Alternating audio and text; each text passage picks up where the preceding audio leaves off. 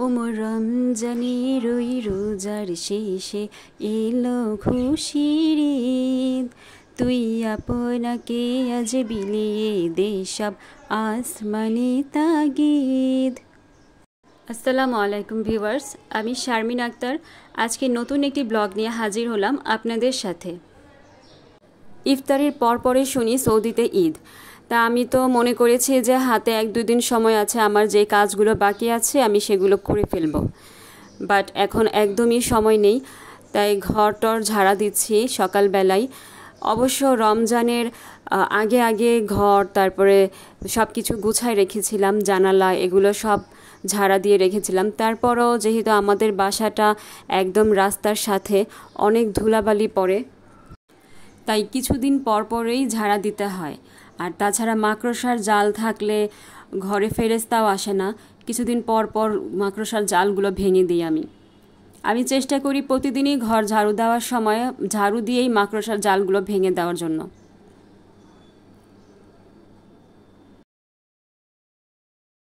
ঈদের কসমেটিক্স কেনার জন্য মার্কেটে চলে আসলাম। তো অনেক রকমের কসমেটিক্স আছে, আমরা দেখছি। আর ফাতিহার জন্যই মূলত কিনা হবে। আমি খুব বেশি কসমেটিক্স ইউজ করি না, ফাতিহাকেই কিনে দিব।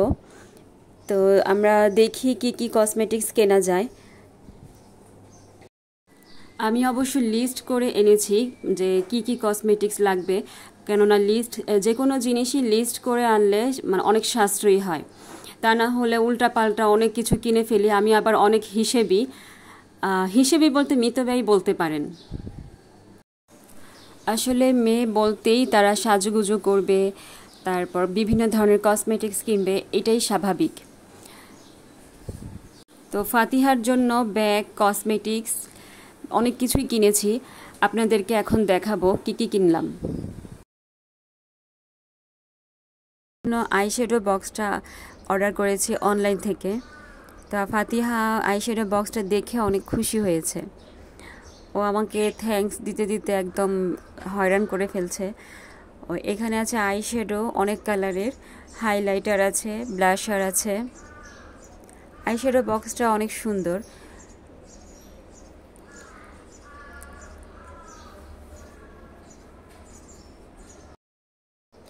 আসলে মেয়ে মানুষ তো কসমেটিক্স পেলে অনেক খুশি হয়, আমরা অনেক খুশি হতাম।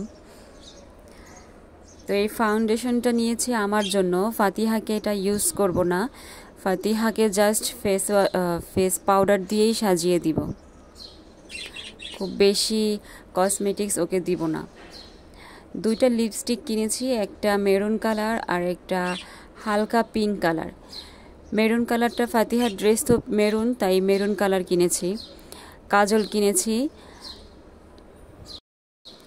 2টা কনসিলার কিনেছি, কারণ কনসিলার ফাতিহার স্কিনটা একটু শ্যাম বর্ণের, তো ওকে এটা দিয়ে সাজালে মনে হয় যে ওর স্কিনের সাথে শ্যুট হবে। মেহেদি একটা কিনেছি, মেহেদি 2টা কিনলেই ভালো হতো, এখন মনে হচ্ছে যে একটা কেনাটা ভুল হয়ে গিয়েছে। ফাতিহার ড্রেসের সাথে ম্যাচ করে আংটি কিনেছি।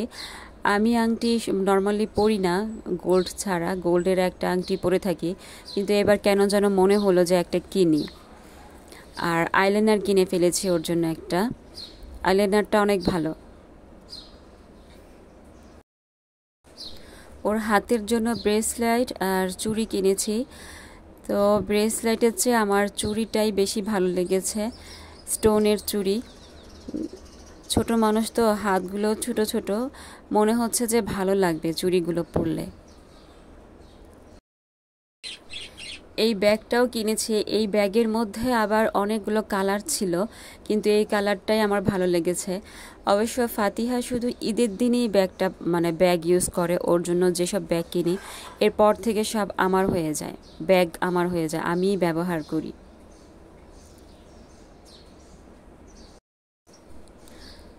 আর আমার ড্রেসিং টেবিল সাজানোর জন্য এই ফুলদানিটা কিনেছি। 1-2টা ফুল ভালো লাগে আমার, তাই একটু কিনি, সব সময় কিনা হয় না, ঈদের সময় একটু কেনা হয়।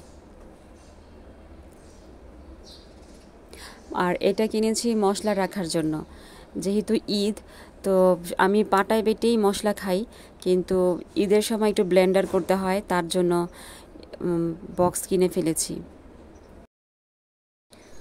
আর আমরা যখন মার্কেটিং করেছিলাম, ওর বাবা ওই সময় শুধু একটা পায়জামা নিয়েছিল, অন্য কিছুই নেয়নি। তো আমার অনেক পিড়াপিড়িতে একটা পাঞ্জাবি নেওয়া হয়েছে, যাক আলহামদুলিল্লাহ। পাঞ্জাবির কালারটাও অনেক সুন্দর, আমার অনেক ভালো লেগেছে কালারটা, আর ওর বাবাকে পরলে অনেক ভালো লাগবে। মেহেদি দেওয়ার জন্য আমি আমার কাজিনদের বাসায় গিয়েছি। আমি ভালো দিতে পারি না, আমার কাজিনের মেয়ে ও অনেক সুন্দর করে মেহেদি দিতে পারে। তো রাতে অনেক কাজ আছে, আমি সময় পাবো না, রাতের আগেই আমি মেহেদি দিয়ে ফেলেছি। মেহেদির ডিজাইনটা কেমন হয়েছে আপনারা কমেন্ট করে জানাবেন। আজকে যেহেতু সেহরি খাওয়া হবে না, কেননা আজকেই চাঁদ রাত আমাদের বাংলাদেশে, তো আমি ইফতারির পরই রান্না করছি। সবসময় আমি আপনাদেরকে বলি যে ইফতারির আগেই রান্না করি, কিন্তু আজকে ইফতারির পরেই রান্না করছি। তো আমি আজকে বাটা মাছ রান্না করব। আমি বাটা মাছগুলোকে অর্ধেক করে নিয়েছি। আমার আব্বা আম্মা এসেছে আমাদের সাথে ঈদ করার জন্য। তো আব্বা আম্মা শুধু একাই থাকে, এজন্য আমরা বললাম যে আমাদের সাথে ঈদ করতে, শুধু শুধু একা একা ঈদ করার দরকার নাই। আর আমার হাজব্যান্ডের এক আত্মীয় আসছে গ্রাম থেকে, একটু সমস্যায় পড়ে উনি আবার চলে যাবে ভোরবেলা। তো আমি এই জন্যই মাছগুলো রান্না করছি। তো মাছের মধ্যে আমি হলুদের গুঁড়ো, মরিচের গুঁড়ো আর সামান্য পরিমাণ একটু চাউলের গুঁড়ো দিয়ে দিয়েছি, যাতে মাছটা ভাজলে অনেক ক্রিস্পি হয়। এভাবে মাছ ভাজলে অনেক টেস্টিও হয়। আর গ্রামের মানুষ যেহেতু আসছে উনি, তো ভাজা ভাজা হলে মনে করবে যে আমি পাকা একটা রাঁধুনি, তাই এই টিপসটা আপনাদের সাথে শেয়ার করলাম।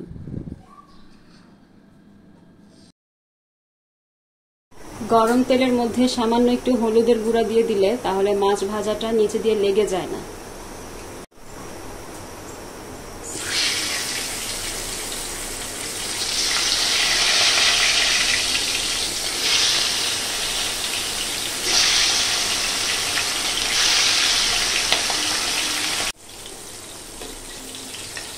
দেখেন কি সুন্দর করে এখন উল্টানো যাচ্ছে, একদম একটুও লাগে নাই। আমার এই টিপসটা আপনারা খেয়াল করবেন, দেখবেন যে সহজে আপনারা মাছ উল্টায় ফেলতে পারবেন।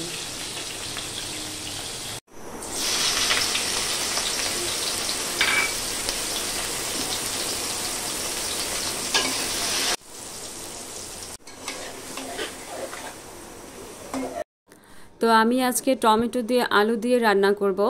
বেশি কিছু রান্না করব না, যেহেতু কালকে ঈদ, বেশি সবজিও নাই বাসায়, শুধু কলমি শাক আছে, কলমি শাক ভাজি করেছি। আর এই তরকারি দিয়েই আজকে আমরা রাতের বেলা রান্না করে খাবো। আমার রান্না করা শেষ। তো আমি যে শাক, আর ওটা হচ্ছে সজনে শাক, তো এগুলো রান্না করেছি, সময়ের জন্য আপনাদেরকে দেখাতে পারিনি। তো এখন আমরা সবাই মিলেমিশেই খাবো। তো ভিউয়ার্স, আমার ভিডিওটি আজকের মতো এখানেই শেষ। আমার ভিডিওটি যদি আপনাদের ভালো লেগে থাকে তাহলে আমার চ্যানেলটি সাবস্ক্রাইব করবেন।